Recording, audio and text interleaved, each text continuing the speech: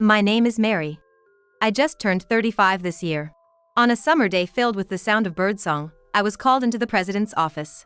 Boss, what can I do for you? The president, who is my mother, spoke curtly without turning her beautiful profile, seemingly bothered by the heat. I've decided to hand the company over to your sister. You're dismissed as of today. The summer sunshine was so blinding that I couldn't quite grasp the reality of what was being said. Huh? I guess my voice sounded pretty dumbfounded. My mother, now looking quite exasperated, turned her gaze towards me. Didn't you hear me? You're fired. We don't need ugliness around here. Be gone by the end of the month. With that, she turned her eyes to the documents on her desk, as if indicating our business was done.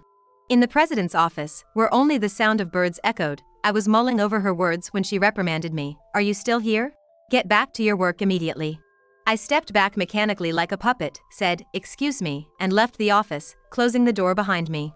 Our company is just a small 2-story building, a demolition business with about 10 employees. The business is family-run, the president being my mother, with my aunt and her husband as the executive directors, and my mom's cousins as the managing directors. But it was clear that my mother had most of the power. Originally, after high school, I worked at an accounting firm. However, when I was 25, my mother told me they didn't have an accountant and asked, "Are you going to abandon your family in trouble? It's you who will be troubled in the end." She pretty much forced me to join our company. Furthermore, the duties assigned to me were not limited to accounting.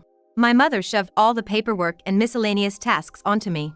Whenever there was a shortage of hands, I was even sent out for sales. In short, I was the company's jack of all trades.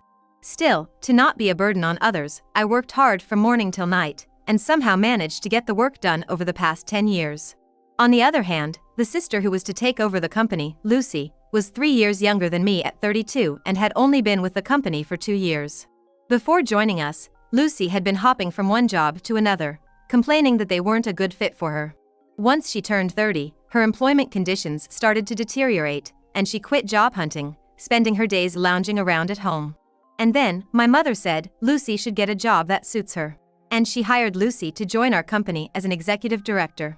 I've been with the company for 10 years, but I'm still a regular employee. Everyone was surprised at the difference in treatment between us sisters, but I figured as much. That's because my mother has always favored my sister. Ever since we were kids, she would give beautiful Lucy any clothes, any toys she wanted, and would fuss over her saying, "Lucy, you're so cute. This looks so good on you, Lucy." On the other hand, as I wasn't as cute as Lucy, she would give me hand-me-down toys and clothes from my cousins or kids from the neighborhood, saying, "This is good enough for you." I didn't really understand why I was being treated this way when I was a child. I just worked hard at studying and helping around the house, trying to gain my mother's attention.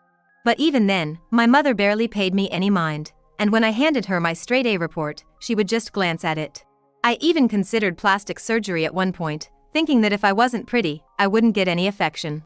It was my aunt who, upon seeing me in such a state, explained why my mother ignored me so much when I was in high school. I was told my father had died, but in reality, the year Lucy was born, my father ran off with a woman from his workplace. This woman was older than my mother and supposedly less attractive. And that woman, apparently, had an aura similar to mine. My aunt, who happens to be my mother's younger sister, casually commented, "Your mom is a proud woman." I bet she couldn't bear the thought of losing her husband to an older woman less attractive than herself. As she spoke, there was a distinct air of satisfaction, as though she took delight in my mother's predicament. By the way, my aunt's appearance wasn't particularly remarkable, leaning more towards my side of the family. Well, she could be a handful, but she was good at her job. Mostly used her charm to get ahead, though, she continued. My mother took over the family business at the age of 32 when my father left her. She significantly used her striking beauty to attract and retain numerous clients, which significantly boosted the business performance.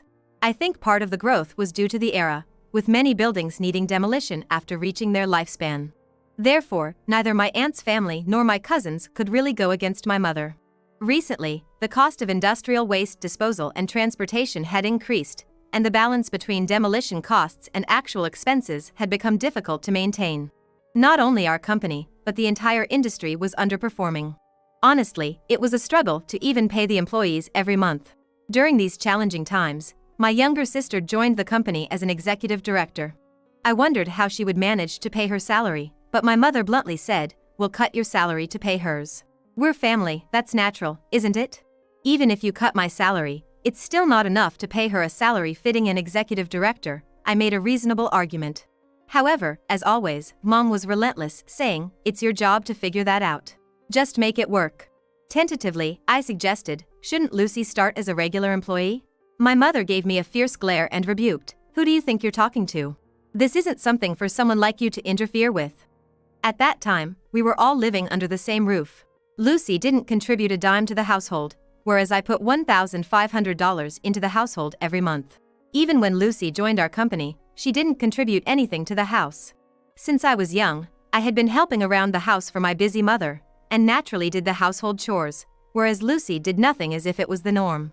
Hey sis, is dinner ready yet? Lucy would call to ask about dinner when I was working overtime. When I told her to make something for herself because I was working, Lucy said, what? I don't know what to make. The kitchen is your sanctuary, right? I don't want to get scolded for using it without permission. You got mad at me for that before. She never attempted to cook, using that past incident as an excuse. Lucy never cleaned up after herself and never put things back where they belonged. She was still holding a grudge for the time I scolded her for that. Rather, she was just using that as an excuse to not do anything. I often had to reluctantly come home to prepare dinner, then head back to the office to continue working. My mother usually didn't cook dinner either. Even when I prepared meals, she often just ate out, choosing whatever she felt like eating. However, lately, as my mother frequently went out for business meals with Lucy, I had less need to cook dinner. But the increase in entertainment expenses was causing a new headache. My mother, now 63, was starting to complain more often about various aches and pains, and the effects of drinking heavily. It was during such a time that I was called into the CEO's office and told, I'm handing the company over to Lucy. You, who are not as attractive, are fired. I could understand the decision to hand over the company to Lucy from my mother's past actions. After all, Lucy was 32. The same age my mother was when she became the CEO. Perhaps my mother thought that if the timing was right, Lucy could use her beauty to get work done just like she did. However, I could not accept being fired due to my appearance. Even if my salary was redirected to Lucy, I didn't see the merit in it. When I consulted my aunt, it seemed that the news of Lucy becoming the CEO had already spread among the employees. However, the news of me being fired was news to my aunt as well. After pondering for a bit, my aunt said, well, I don't quite understand, but it seems like Lucy has been saying behind the scenes that she doesn't like the fact that even if she tells everyone she's going to do something at the company, everyone says it's okay because they'll ask Mary for help. Maybe that's part of the reason? No, but that's only because everyone stopped asking Lucy because she only does sloppy work, right? Indeed, Lucy was utterly incompetent at her job. She always missed deadlines, made mistakes on the phone, and made many typographical errors. Even though she had some working experience, she seemed completely unaware of her lack of ability, perhaps because her beauty had always led to men covering up for her. She had never reflected on her actions. My aunt, understanding this point, said, well, that's true. But I think she sees you as a nuisance. Continuing on, she lamented, but I never thought they would fire you. Without you, the company won't be able to function. She sighed, seeming troubled, but didn't go to argue with my mother because she knew she couldn't win. I felt utterly disgusted that I was related by blood to this utterly unreliable aunt. Well, basically, I'm hated by both my mother and my sister, right? I said in a dark voice, to which my aunt, not knowing what to say, responded, well, my sister is indeed terrible. But don't you think you'd be better off working somewhere else given all the skills you have? It's a waste to stay here. She suggested I quit. In her eyes, a faintly kind light of kinship glowed. I stood in the car, bathed in the red glow of the summer twilight, staring blankly at the distant mirage, and felt a sense of release, maybe it's okay now. And then, I turned to my aunt and said, you're right, with a broad smile on my face. It was the first time since I joined the company that I'd smiled so refreshingly. My aunt, a little puzzled by my smile, returned a somewhat sorrowful smile. And so, while I was busy creating handover documents, sorting out files so that anyone could understand, the end of the month, when I was to resign, came in the blink of an eye. When I went to the CEO's office on time, the sound of birds was no longer audible, and my mother and sister were happily chatting. That sales guy definitely has a thing for you. Ew, that bald guy, no way. The two of them were laughing heartily, not noticing me. When I cleared my throat, they finally turned around, and my sister looked at me curiously and said, what's up? If it's about dinner tonight, we don't need it. I'm resigning today. Thank you for everything. Oh, is it today? I forgot. She laughed again. I felt refreshed knowing I wouldn't have to see their faces anymore. I'm also moving out of the house, so please take care of yourselves. My mother mechanically responded, okay, good work. With an emotionless face, I closed the door, and from inside, I heard my sister's voice saying, now we won't have to see that annoying face anymore. In my heart, I muttered, just you watch, and left the company I'd been at for so long. A week later, when I finished the paperwork for a certain school and checked my phone, I noticed a missed call from my mother. In just 2 hours, she had called 14 times. I didn't return the call, as I only had a bad feeling about it, and put my phone on silent, and went home after finishing my other tasks. The missed calls from my mother kept increasing, and when I checked the next morning, there were a total of 80 missed calls. The last call was after 2 a.m. I didn't consider calling her back at all. To me, she was now nothing more than a stranger, and I had no desire whatsoever to hear her voice. I even had fleeting thoughts that if I heard her voice, I might find myself obeying her words. After all, I had been under her control for 35 long years. I ignored her phone calls with all my might, aiming to break free from her spell. I could have blocked her calls, but I thought if something happened, they might serve as evidence of her actions, so I allowed the calls to come through. For a while, I was receiving nearly 100 calls daily. At first, I hated even looking at the incoming calls, but gradually as I got used to it, I felt a sense of satisfaction imagining my mother's face struggling with each unanswered call. I finally realized just how terribly she had treated me. A year passed by in this manner. By then, the calls from my mother had ceased, and I was in a state where I had no clue what was happening with her. Throughout this year, I worked part-time while attending an online school for tax professionals, and successfully passed the exams. I have recently secured a job at a leading tax consultancy firm. I had practical experience to begin with, and having done various tasks at my mother's company gave me the ability to see the bigger picture, which proved to be a great asset in my new company. I felt thankful for the hard work I had put in at the company over the past decade, especially at this moment. The people at my workplace are all wonderful and we work together to get the job done. It's such a huge contrast from when I was left to figure everything out on my own, pushed around by my mother and sister, silently researching on my own, and working alone until the middle of the night. One day, while I was leading a fulfilling life, I had to visit a client near my mother's company. As I passed by her company, I noticed the windows and entrance were conspicuously dirty, and I could see the indoor plants that I had cared for, now withered. And then, on my way back, I ran into my mother who was just coming out of her company. As soon as she saw me, she shouted "Ah!" and came running towards me. Expecting her to berate me, I instinctively covered my face with my bag, but to my surprise, my mother approached me in a sweet, cajoling tone, saying, "Where have you been, Mary?" I felt an uncomfortable shiver run down my spine and instinctively shrank back. "I've called you so many times, you know. Did you change your smartphone?" It seems she hadn't even considered the possibility that I might not want to contact her because I despised her. I couldn't help but wonder about her thought process, given all the things she had done to me. Ignoring my baffled expression, she went on, "Oh, but it's a good thing I saw you. Look at the state of this company. It's dreadful, isn't it? You can start working from tomorrow. I'm not angry, you know." "Huh? So, I forgive you for leaving a year ago. Please start coming to work from tomorrow." It took me a few seconds to comprehend what my mother had just said. In her mind, was there only an image of a little me, crying and adoring her? Mom, I'm already working at another company, and I'm happy there." At my hesitant response, her face contorted into something monstrous, and she bellowed, "What?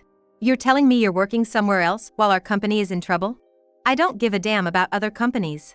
You're mine, understand?" causing a scene in the middle of the street. "Wait a minute. You're the one who fired me, remember? What about Lucy? What happened to her?" In response, my mother snorted and dismissively said, "Oh, Lucy. I thought she'd be more useful. But she was caught having affairs with 3 men from our key client. Needless to say, our dealings with them ended in a flash. If she was careful enough not to get caught, it would have been all right. So, I kept her from the front office and made her do clerical work, but she couldn't even clean properly and was absolutely no good at accounting. Because of her, we couldn't even afford to hire someone else."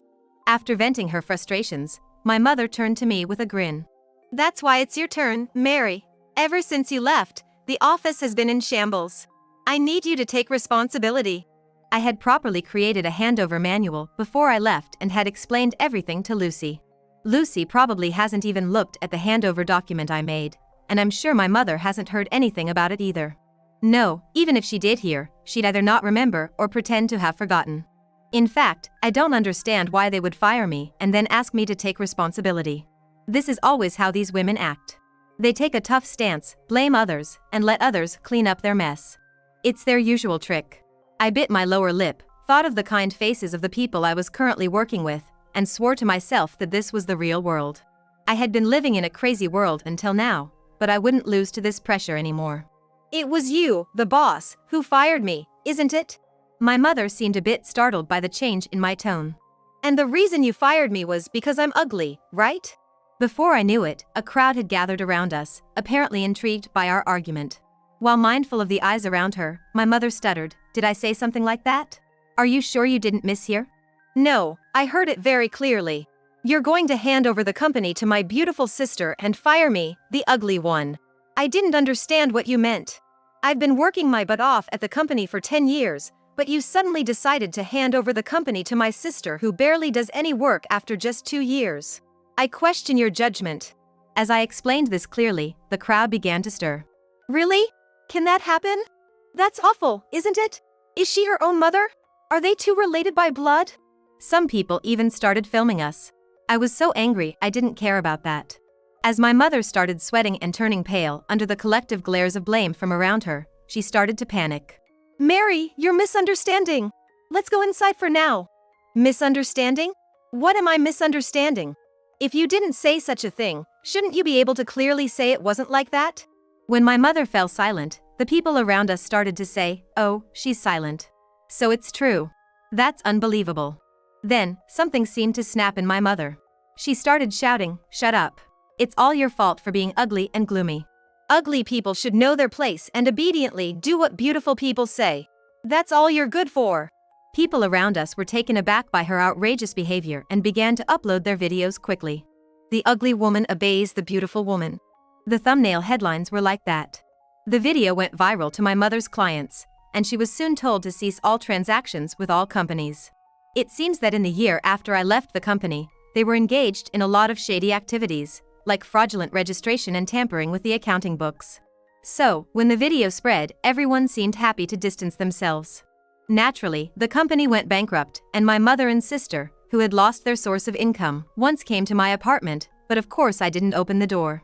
In the end, they moved to a 45-year-old apartment with no bath, living in fear of their creditors, working part-time.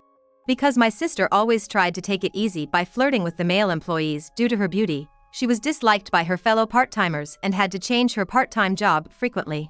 As for my mom, everyone knew about the video that had spread on the internet, and she was being distanced by her part-time work colleagues. It seems she's just silently working by herself. Meanwhile, I found a boyfriend at my new workplace. He's not handsome, but he told me he likes me because I work very seriously and sincerely. We're planning to get married soon. I'm spending my days feeling truly glad that I've been diligent all this time.